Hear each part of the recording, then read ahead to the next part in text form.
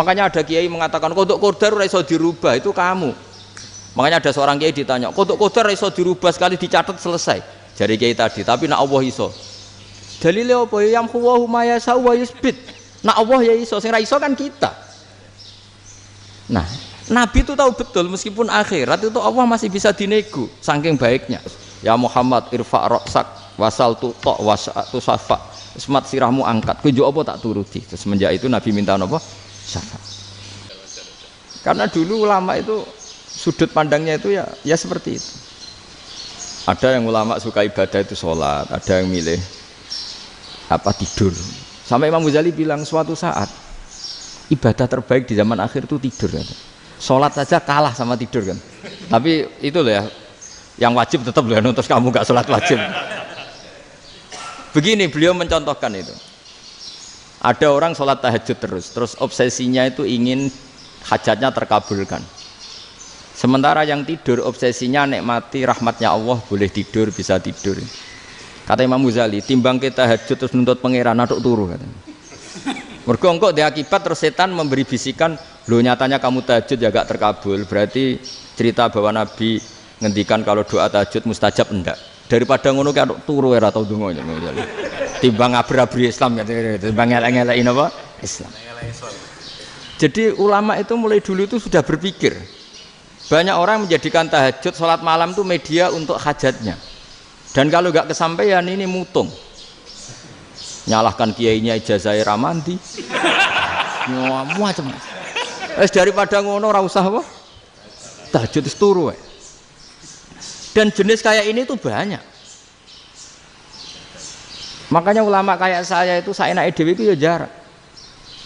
Saya sering didolani muhibbin terus bilang, Gus saya doakan gini-gini, saya mau nyalon bupati atau saya gini. Saya bilang, gak waduh orang dongo, nak ramandi darani ulama dongane ramandi. Nak mandi kamu jadi bupati tetap nganggep karena beli. Sopo sing ra roh bupati saya gak beli. Ribet kan? Ketika mereka jadi ngunsurkan doa kamu apa karena kemarin beli? Yang beli maksudnya, nggak beli nggak usah tersinggung.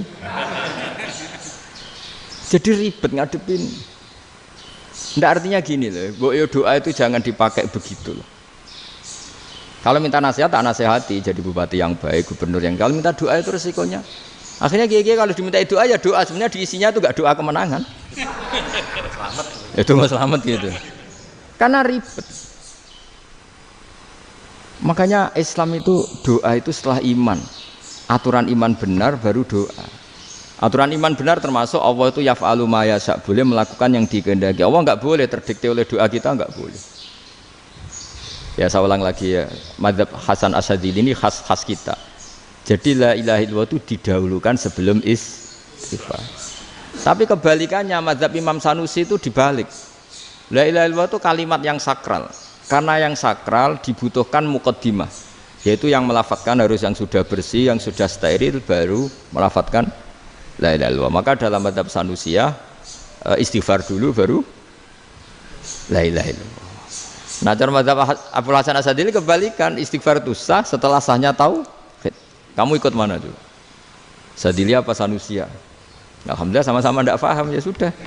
Akhirnya sudah. Ya saya nggak kemana-mana kan gitu.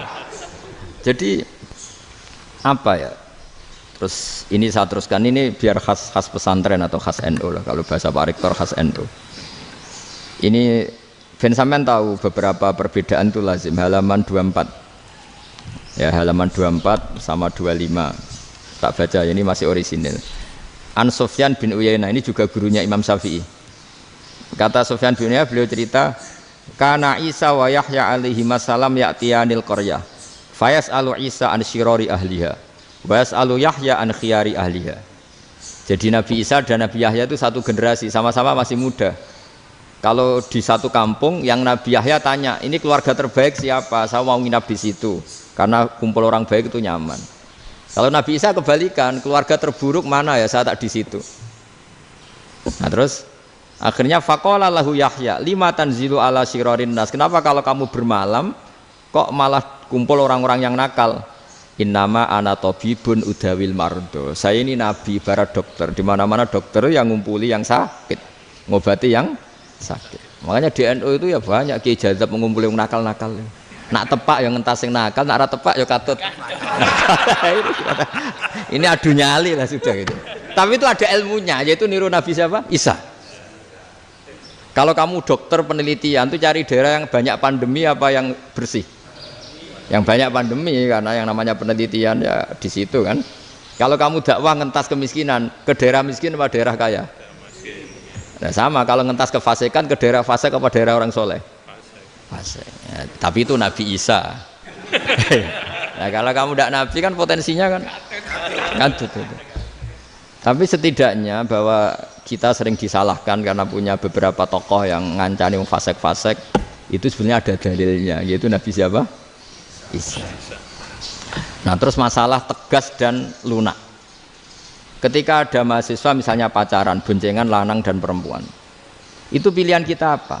Kalau tegas, terus gak mau mendengar kita. Misalnya gini contoh gampang, tak beri contoh Pak D. Jangan orang tua, nanti secara fikih itu beda. Nah ini kan kita orang pesantren, biasa ngaji fikih detail. Kamu Pak D seorang perempuan, mahasiswi misalnya, sering pacaran. Setiap ke situ sama pacarnya kamu diam saja. Padahal kamu dosen keislaman. Mesti pamanaan kamu nyimpulkan, ternyata pacaran itu tidak apa-apa. Buktinya Pak D itu tidak negur, menengai. Ini berarti as-sukut alal mungkar. Tapi kebalikannya, Pak D ini terkenal keras. Nak rono mesti radaku ponaan. Akhirnya yura rono. Ngerti nak mesti diamuk. Nah, dua orang ini sama-sama gagal kan? Yang lunak menjadikan ponaannya pacaran terus karena enggak negur sehingga dikira membolehkan. Sing keras juga enggak sempat bina wong rono era wani. Akhirnya dua orang ini sama-sama enggak ketemu, sama-sama enggak berkesempatan membina kan? Gagal membina kan? Karena yang keras ponaannya enggak pernah situ, berarti enggak bisa bina kan? Yang lunak membiarkan berarti juga ada bina. Nah Islam itu antara dua itu. Ya agak terlalu lunak, enggak terlalu keras. Karena kalau terlalu keras, misalnya ada kiai terlalu keras, lu masyarakat mau tanya itu gimana? Lari kan? Lu saya ini punya pengalaman pribadi. Saya ini kan kecelok orang alim. Itu kalau pernah ya saya itu berusaha ya pokoknya ya umumnya orang alim lah. Tenang, terus anteng, enggak gejlok-gejlokan.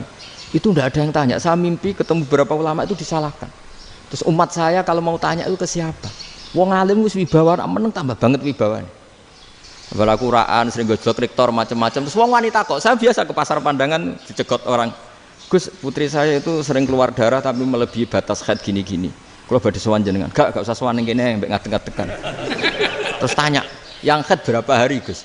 Ya supaya rudat ilal adat sebelum dia punya penyakit istihadah itu berapa? 6 hari ya sudah, kembali 6 hari lainnya mustahadah, tetap sholat, tetap normal. Tapi kalau sawi bawa moro pasar go tasbih duwilu.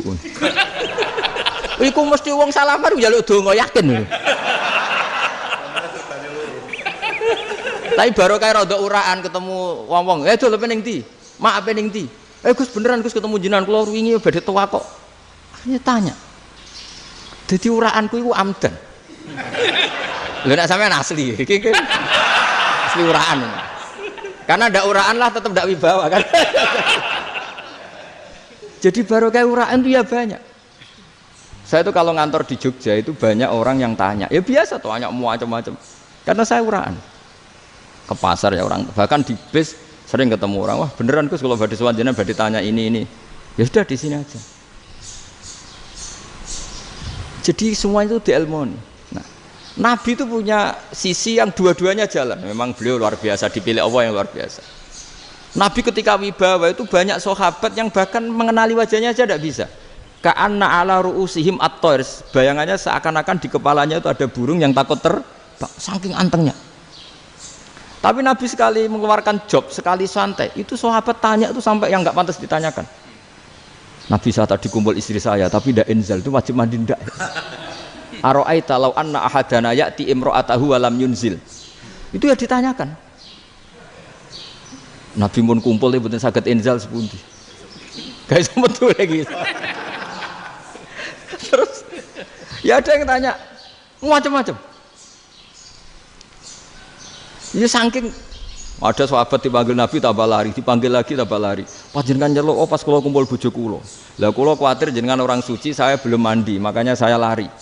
Nabi ngendikan innamal mukmin thahir, ya nak masalah ketemu kiai ra apa-apa ijek junub. Sementing kok nak salat ya adus sik. Tapi Nabi sekali pakai madzahirul jalal, tapi pakai wibawanya, itu orang enggak berani ngomong. Tapi sekali Nabi rileks, itu orang bisa tanya apa saja, termasuk halal yang enggak pantas. Lalu ada sahabat itu tanya lucu, tanya Maimunah. Maimunah itu ya cantik tapi sudah agak tua lah. Maimunah, ya umal mukminin, hukumnya ngambung bojo pas Ramadan piye? Wah gak roh aku, gak tahu diambung kan Nabi pas Ramadan. Tanya Saudah, wah malah ngarah diambung. Kalau Saudah itu kan wis tuwa itu. Lucunya istrinya jawab, tanya Aisyah yang mungkin Nabi. Iya, yang mungkin tanya Aisyah. Itu yang usul ya istrinya Nabi Maimunah. Selalu Aisyah. Tanya Mbak Aisyah. Ya Amirul ya umal mukminin gini-gini. Aisyah yang cantik masih perawan kan. Qabbalani Rasulullah bahwa oh Nabi biasa ngambung-ngambung pas Ramadan dan beliau tetap puasa. Akhirnya fakih ngarang kan wa takbil fi Ramadan wa tublah la tubtilu shauma ngambung ora. Iku ya udah biasa di sini. Ya nasi bojone ayu. Ndak ini artinya seasik itu. Jadi garwane Nabi sing ngrasa rodok tuwa. Wah, aku ora tahu. Kok Aisyah. Serilek itu dulu itu. Maksudnya orang Islam pertentangan itu. Maksudnya ini ya balik semua ini bedanya orang pesantren sama orang kampus. Kalau orang kampus mau cerita agama itu rahmatan lil alamin, tapi nyontokno rileke ora iso. Agama itu rilek, tapi nyontokno rileke ora iso. Mergo ya rapati ngaji. Contohnya ora iso, dadi mau gawe kaidah kok Islam itu rahmatan. Jadi Nabi itu lah, Allah juga gitu. Allah itu kalau sudah memperlihatkan madzahirul jalal itu mbok malaikat Jibril rawani ketika Allah dengan madzahirul jalal. Tapi kalau Allah dengan madzahirul jamal, madzahirul apa? Jamal. Iku yo gojol-gojol kan ambek makhluke gojol. Yo buli-bulian cara sakniki. Ya sampean delok ning hadis syafaat itu, akhiru man dakhalal jannah atau akhiru man kharaja minan nar itu di beberapa judul. Ada seorang rojul yang ahli neraka ya, dintas mbek pangeran terus didudono swarga. Gusti swarga, sengiler tok ora wong wayu roh, wis ngiler tok. Ngerjaluk Gusti mosok roh tok ora oleh mlebu. Jarimu asal mlebu metu kon neraka ora jaluk-jaluk meneh. Sumpah lho ya, gak jaluk apa-apa meneh. Mboten Gusti. Sekali saya keluar dari neraka ndak akan minta apa-apa lagi. Wis. Wallahi, wallahi. La as'alu ghairaha. Mesti ghaira khoslah, ghaira tilkal khoslah. Ya niku pokoke selain keluar dari neraka saya ndak akan minta lagi. Didono swarga wong do kelon seruwibet kan. Sing bojone elek kan dendam dadi ning swarga iku. Swarga wis macam-macam. Gusti mosok roh tok ora oleh mlebu. Jarine janji ra njaluk meneh. Akhire ya wis didelokno neraka. Jadi pangeran jawabe gampang didelokno neraka. Roh neraka begitu menyakitkan, begitu ngeri. Sudah Gusti saya ndak minta surga. Sementing enggak masuk neraka. Rabbana srif anna adzab jahannam. Setelah lama itu diadepno swarga njuk mlebu swarga. Terus diadepno neraka. Akhirnya ya sudah saiki mlebu swarga gak apa-apa. Iku jawabe lucu. Atas taziu jenengan ngenyek kula. Wong karwan ra ahli swarga kok mlebu swarga. Terus akhirnya mlebu swarga. Kan mlebu swarga tamanna, sangen-angen sing mbok jaluk apa? Barang angen-angen yang indah-indah, laka wa asratu amsal. Ya siku tak turuti wa asratu amsalih lan lipatan ke-10. Jawabe wong lanang ya lucu. Atas taziu bi wa anta rabbul alamin. Jenengan pangeran kok ngenyekan. Maksudnya wis karwan aku ora pantes. Terus dari pangeran la astazi'u bika walakinni alama asya'u qadir. Aku gak ngenyek kowe, pancen aku pangeran. Nuruti kowe iku iso. Jadi Allah sendiri ketika dengan madzahirul jamal itu malaikat ya ono sing wani bantah. Masyhur itu kan malaikat sing bantah pangeran ataj alufiya mayufsidu fiya wasfikut. Karena Allah dengan madzahirul jamal. Sing paling masyhur Nabi Musa. Nabi Musa itu ketika Nabi Mi'raj. Nabi Mi'raj itu beliau kira-kira di langit keempat lah yang masyhur atau kelima. Ngelangkai. Nabi Musa nangis, ya Rabbi ini apa-apaan? Orang sing ja'a ba'di kemudian melangkai makom saya ini apa-apaan? Dan Nabi Muhammad kan apapun hebatnya kan junior. Kok melangkai makom saya ini apa-apaan? Enggak fair. Sampai Nabi Muhammad itu tanya gini sama Jibril. Reaksi Allah gimana ketika melihat Musa seperti itu? Jawab malaikat Jibril lucu. Ya roh khiddatahu. Allah sapal gayane Musa. Biar. Jadi lucu. Ya dibiarin aja sama Allah. Tapi yang jenenge Nabi Musa itu kekasihnya Allah. Tetap berkah bagi kita. Betul. Ketika setelah Mi'raj diwajibkan sholat 50. Gentenan Nabi Musa kelihatan nabinya. Sebenarnya Nabi Musa itu sebetulnya loh, enggak nguntungkan kita sebetulnya. Tapi yang nguntungkan. Sebenarnya enggak niat nguntungkan kita, tapi nguntungkan. Nabi Ibrahim kan di langit ke-6, keren lah. Konti jong ketemu Allah ngeten-ngeten kan sholat 50. Karena Nabi Ibrahim terkenal Nabi baik enggak bantah. Bareng Nabi Musa. Kenapa diceluk pangeran? Kula kan sholat ping 50. Inna ummataka la tutiku dalik. Wah, gak kuat umat. Serai-rai gak umatmu ora ngarah kuat 50 rakaat. Tapi sebenarnya Nabi Musa itu niatnya bukan membela kita.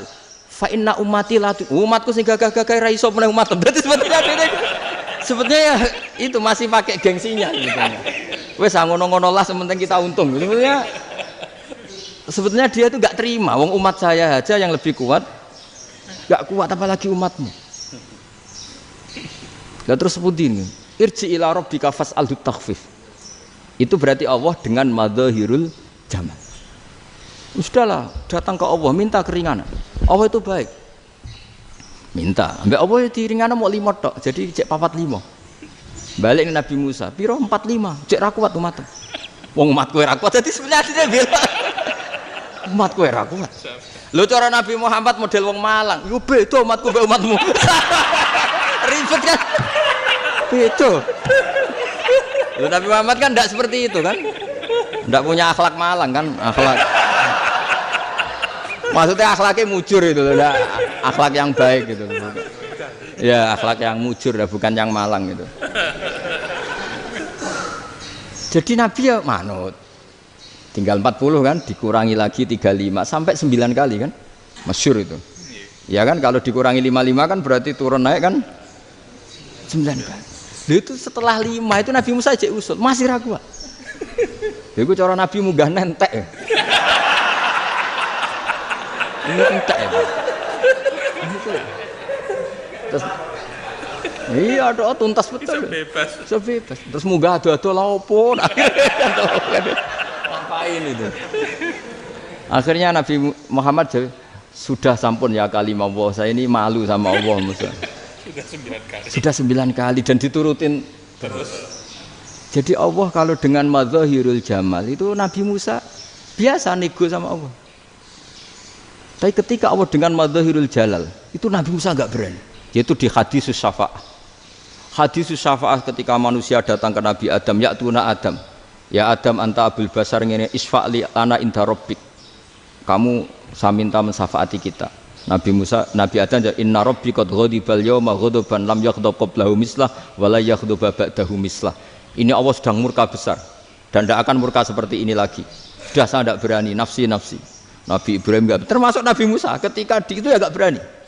Karena Allah dengan madzahirul jalal. Itu Nabi Musa enggak berani. Sudah saya sendiri itu pernah salah. Yaitu saya membunuh seseorang yang enggak disuruh oleh Allah membunuh itu. Yang pas jotosi orang Kipti. Akhirnya datang ke Nabi Muhammad. Pas ke Nabi Muhammad Allah dengan madzahirul jamal. Apa dengan madzahirul jamal sampai Kanjeng Nabi ngendikan analah saya akan memintakan syafaat kalian. Terus fa ahmadu rabbi bima hamida allamaniha rabbi. Saya muji Allah dengan pujian-pujian yang orang lain tidak tahu, hanya saya yang diajari, kata Rasulullah. Nah di sini menurut banyak ulama termasuk kitab yang saya baca, kenapa Muhammad sebagian namanya Ahmadu. Itu dari af'al tafdil fa Muhammadun ahmadu min ghairihi. Muhammad Rasulullah itu kalau muji Allah di atas cara mujinya Nabi yang lain. Jadi Ahmadu bukan dari fi'il mudhari' lil mutakallim tapi dari af'al apa? Tafdil. Fa Muhammadun ahmadu min ghairihi. Bahwa Kanjeng Nabi Muhammad sallallahu alaihi wasallam itu cara mujinya Allah di atas pujian para nabi. Makanya di sini Sayyid Ali Zainal Abidin kalau muji hamdal hamidin wa fauqa hamdil hamidin. Jadi pujian saya ini di atas rata-rata cara mereka apa? Memuji. Yaitu sirinya apa? Nabi itu tahu bahwa akhirat tidak bisa batasi Allah. Kamu tidak bisa nyemprit Allah. Allah, ini akhirat loh, amal sudah ada manfaat, ingat itu. Tidak bisa seperti itu. Allah itu nggak bisa tunduk sama konstitusi yang bernama akhirat. Artinya Allah meskipun di akhirat tetap duwe hak yaf'alu ma yasa atau yaf'alu ma yurid. Nggak bisa kamu terus, wah ini akhirat, amal ra iso dikirim wong mati, amal ra iso dikirim. Yo pangeran kok mbok atur. Kalau kita yang mengirimkan tidak bisa, tapi kalau Allah tetap bisa. Makanya ada kiai mengatakan kodok qadar ora iso dirubah, itu kamu. Makanya ada seorang kiai ditanya, kodok qadar ora iso dirubah, sekali dicatat selesai. Jadi kiai tadi, tapi nak Allah iso. Dalile apa? Yang huwa ma yasha wa yusbit. Nak Allah ya iso, sing ra iso kan kita. Nah, Nabi itu tahu betul meskipun akhirat itu Allah masih bisa dinego saking baiknya. Akhirnya Nabi sujud, masyhur itu terus, ya Muhammad irfa' ra'sak wasal tu ta' wasatu safa. Semat sirahmu angkat, kujo apa tak turuti. Terus semenjak itu Nabi minta apa? Syafaat. Jadi makanya terus banyak GNU sing macam-macam lah. Sing ono sing potongane wedi terus hati-hati. Iku berarti makome Madzhirul Jalal. Ono sing amen guyon nek makome Madzhirul Jamal. Ono sing ra jelas ngene iki, sing ra jelas. Nak guyu buanter kok nangis yo buanter. Jebule urusan utang. Lah ini sudah yang udah. Jadi makanya yang rileks saja. Sebenarnya agama ini santai, rileks. Karena agama ini harus bifarohin wasururin. Enggak boleh agama ini dibawa dengan kekerasan, dengan antisosial. Karena agama ini harus kul bi fadlillah fi rahmati fa bidzalika falyafrahu. Harus senang, harus rileks. Makanya saya jadi kiai itu senang takutnya gini. Sekali saya tidak senang jadi presiden buruk. Ternyata jadi wong alim ra enak. Itu contohnya. Sampai merengut, terus uripe susah. Nanti orang tidak berani jadi orang alim. Makanya saya buktikan bahwa saya lebih bahagia dibanding rektor. Nanti orang ingin jadi rektor semua, nggak ingin jadi orang alim. Iya, makanya ini kan bentuk kearifan. Jenengan ngakui fungsi kiai kayak saya itu bentuk kearifan. Saya juga ngakui jenengan ini butuh kearifan. Saya sering didolani KUA itu. Itu rata-rata ya didikan kiai. Kompilasi hukum Islam itu banyak ya, janda cantik. Contohnya harus cantik, kalau jelek nggak mungkin terjadi kan. Ada janda cantik kebetulan suka kawin tapi takut zina. Saya ulang lagi, suka kawin tapi takut. Itu seringnya gitu Pak Rektor. Jadi dia kawin bosen, bilang ke KUA, Pak saya sekarang mau nikah sama ini. Loh, tapi kamu mau punya suami. Ya tapi kan nggak tercatat Pak. Itu KUA-nya rata-rata itu nggak berani. Meskipun nggak tercatat, karena secara fikih meskipun nggak tercatat tetap dia seorang perempuan yang bersuami, maka nggak boleh nikah sama orang lain. Tapi secara hukum santri nggak bisa dong menikahkan perempuan sing dzati zaujin yang punya suami. Jadi ini barokahnya kerjasama yang baik. Jadi di masyarakat itu tertanam didikan kiai nggak boleh nikahkan perempuan yang bersuami. Tapi di KUA ngikuti hukum formal. Dan di Indonesia itu KUA itu rata-rata konsultasinya ya sama kiai, sehingga ya nggak berani akhirnya meskipun aku wedi mlebu neraka mbak gak iso. Dan itu buahnya. Seorang lagi ya, makanya ini kan pesantren itu nggak boleh mati. Orang kiai-kiai kayak saya nggak jelas-jelas itu harus lebih jelas lagi. Karena ini yang on time, yang online, yang siapa saja bisa tanya. Saya itu SMS saya itu nggak punya HP WA. HP jadul itu SMS-nya tiap hari tak berapa, orang yang tanya dari Kalimantan, dari Aceh. Gus di kampung saya ada masjid 2 itu yang sama, ada yang dari orang perkotaan, Gus di perumahan baru ada masjid, yang Jumatan baru orang 12, sah enggak? Ya langsung saya jawab, sah, dalilnya ini. Ya sudah, nah, tapi kata Imam Syafi'i gini harus orang 40, itu madzhab Syafi'i, dalam madzhab yang lain gini-gini. Itu kalau tanya rektor itu kan ribet, masuk ajudan dulu, asisten dulu, panjang.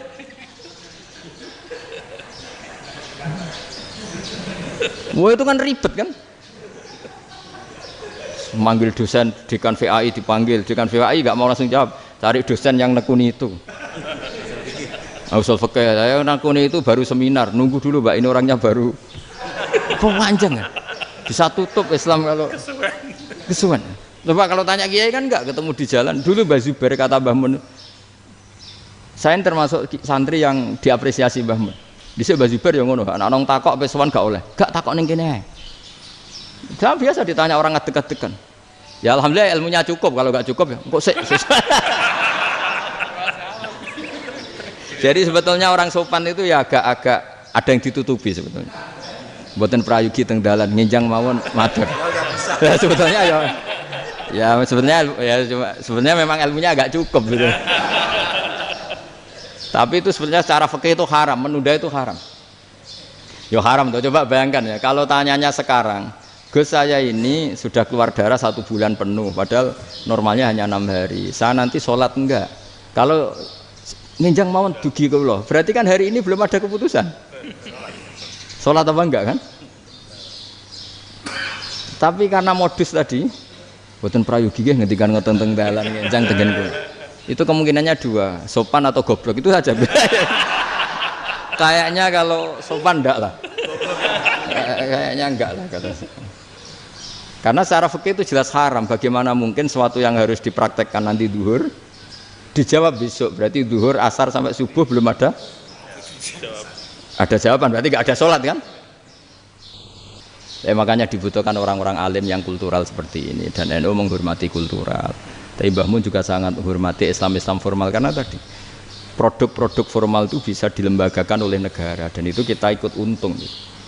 Makanya Mbah Mun itu kalau punya tamu KUA, punya tamu polisi sampai pejabat itu.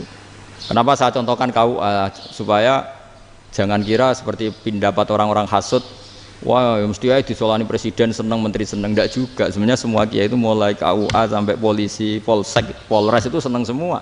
Karena sama-sama diajak mengawal bangsa ini, diajak mengayomi semua masyarakat. Tapi kadang-kadang masyarakat ngeritiknya, jenenge kiai disolani menteri ya seneng presiden. Padahal yang sowan kiai itu ya mulai KUA, Kapolsek, kepala desa, RT, Mudin. Itu Mudin kalau tanya ya lucu-lucu. Gus kula nate nyembelih pitik kemanian, pitike go gedhe men. Akhirnya wis ngerti nak kemanian langsung tak sembelih meneh. Terusane ku sah ta ora. Ribet. Ya tak jawab, lah pitike pas iku jek urip ta ora? Terus urip Gus. Wis sah cara mazhab Malik kerja urip. Karena itu ada perdebatan antara mazhab Malik dan mazhab Syafi'i. Nah, cara Imam Syafi'i itu agak ketat. Hewan yang punya kehidupan sudah mutharibah, misalnya ayam jago, contohnya harus jago karena kalau ayam kecil diikhlaskan haram. Jadi yang cilik wae kan gitu. Fikih itu ya, fikihnya orang Indonesia itu pecundang. Kalau ayam kecil nggak ditanyakan, mate ra wis. Kalau jago ditabrak truk kejet. Andai kan nggak disembelih pun mesti mati. Itu cara mazhab Syafi'i itu haram. Karena penyembelihan ini tidak menjadi penyebab kematian, tapi memang karena kecelakaan tadi. Tapi cara mazhab Imam Malik enggak. Andai kan nggak disembelih, matinya kan 2 menit lagi atau 1 menit lagi. Andai kan nggak disembelih. Berarti mati sekarang itu bawaan pisau apa bawaan kecelakaan? Ya sudah halal gitu caranya. Nah akhirnya ya saya bilang ya sudahlah kita semuanya mati. Jadi cara debat, cara Imam Syafi'i enggak, cara berpikir itu sudah tidak kehidupan yang normal. Yang dimana-mana penyembelihan itu mematikan yang hidup normal. Jadi agak ketat. Sehingga dalam contoh kemanian, kalau dalam bahasa Jawa nyembelih agak sempurna terus pesonya jatuh atau apa itu, kalau pakai mazhab Syafi'i agak kesulitan. Jadi kalau mazhab Malik asal diselesaikan secara fauron dan juga sebagian mazhab Syafi'i itu halal. Nah orang mesti tanya gitu, Gus, wedhusku tabrak truk, man Gus kejet. Tapi nak pitik cilik ra ditakokno. Makanya termasuk kritiknya Mbah Mun, tapi ini mazhabnya Mbah Mun ya. Kamu boleh ikut boleh ndak karena ini urusan ndak penting. Dewe wong-wong lucu, nak ditakoki yuyu muni haram mergo amfibi. Yuyu ngerti sampean? Yuyu nggih. Tapi nak ditakoki kepiting muni halal. Mergo nak yuyu haram gak eman, nak kepiting eman. Padahal alasannya coba, kenapa yuyu haram? Karena amfibi kan, bisa di air. Pertanyaannya, kepiting seperti itu ndak? Nah, tapi kepiting kalau haram kan eman. Karena besar kan. Kalau yuyu silahkan haram kan gitu. Artinya apa? Fikih kita ini agak-agak pecundang gitu, agak-agak pertimbangan. Iya, ini lucu kan? Kualitatif. Coba alasannya yuyu haram karena apa? Amfibi kan? Hidup 2 alam. Pertanyaannya kepiting seperti itu enggak? Iya. Kenapa? Kalau orang tanya, yuyu haram apa halal? Rata-rata jawab haram. Tapi kalau kepiting mulai khilaf. Loh mestinya kan sama kan? Lah itu karena unsur imannya. iya tadi. Saya juga sering melihat tonggo-tonggo itu.